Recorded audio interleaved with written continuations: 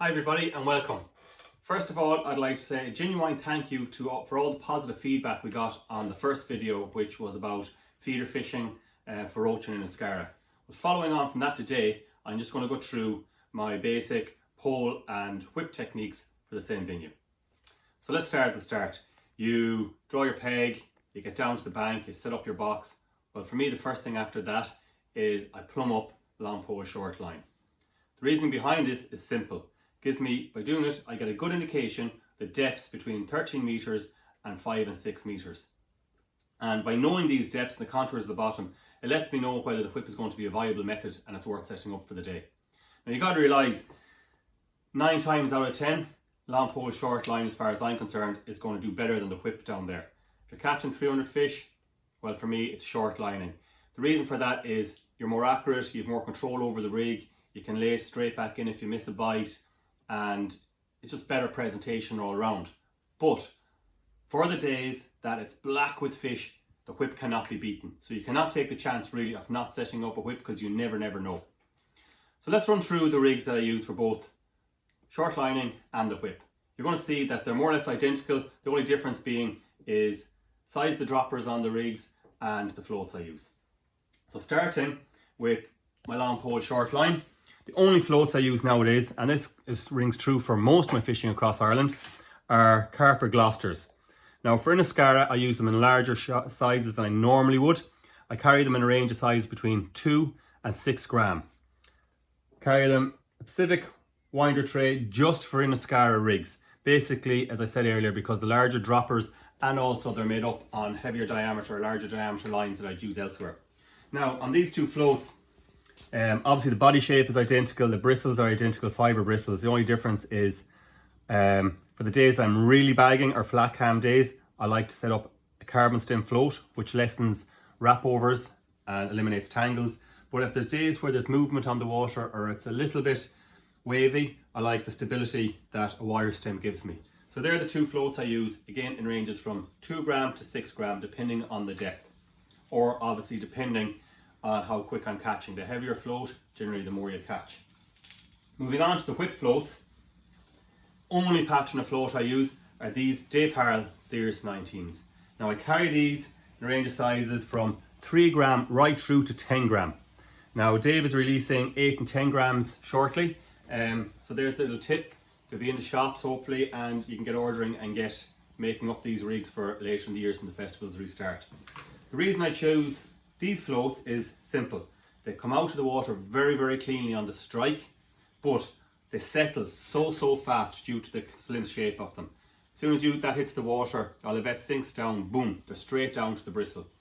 Now, on these floats, I use very large droppers, generally number 3s and number 4s. When the fish are in on the whip line, they're not line shy, they're not hook shy, they're just ravenous. So using heavier droppers gets the rig settling quicker, which therefore gets you catching quicker in the long run. So they're the type of floats I use for both long pole, short line and that. Now getting down to the hooks, these are the hooks I use down there. They haven't let me down the past few seasons. They're Hayabusa CHK 128s. I use these in both size 10s and 12s. Now keep in mind that the size 10 is generally about a size 12 and a size 12 is a size 14. So they're not massive hooks.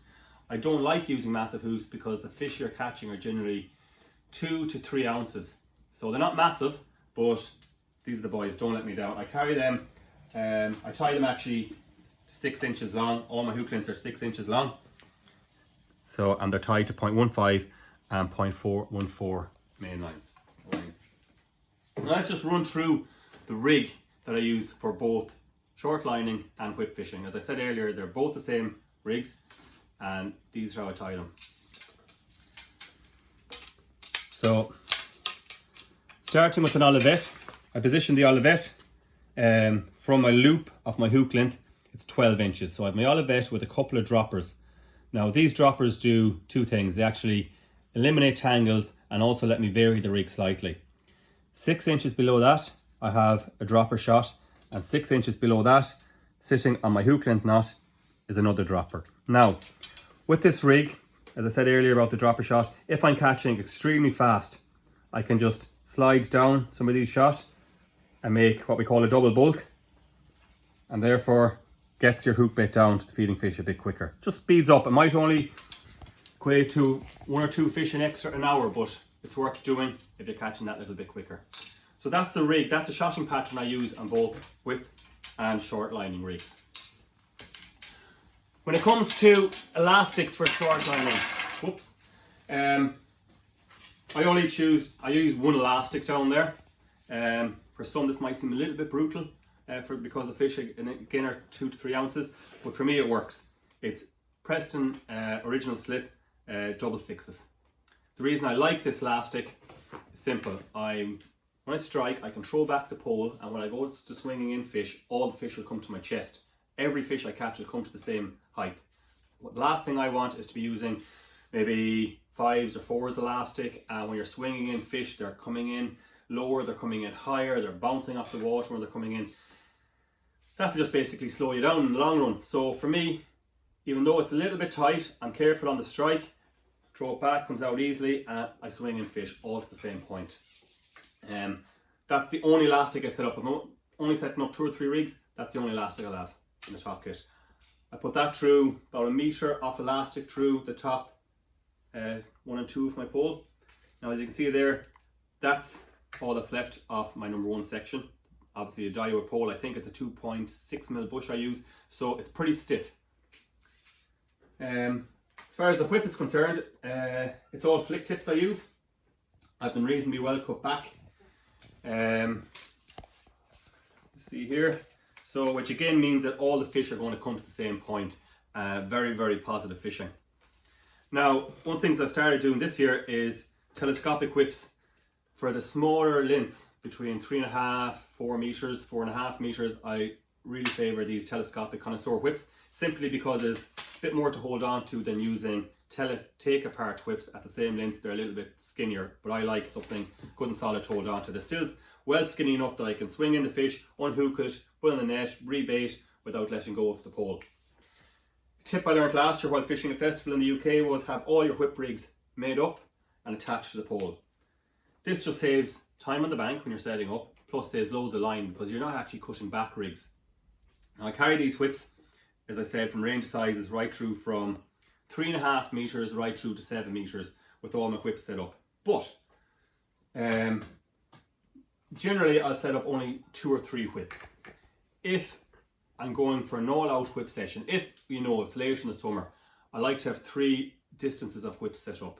My main line, a 1/2 meter past it and a 1/2 meter closer. So say for example 4 meters in the main line. If the fish back off, I can pick up 4.5 meter whip and follow them out. What I found in the past that if I have a 4 meter whip and a 5 meter whip set up with the extra line in that added on, you're fishing maybe 1.5 meters past where your original swim is, which for me is a little bit far. And obviously the reverse, if you're really bagging at 4 meters, you can always pick up 3.5 meters and catch quicker because it's closer.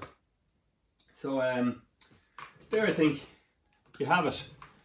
Enjoyed doing these videos, so if there's anything you want covered on any aspects of fishing in Ireland, and if I can help, I'd gladly do so. So just post on Facebook there and let me know what you might want covered in the future. Thanks very much.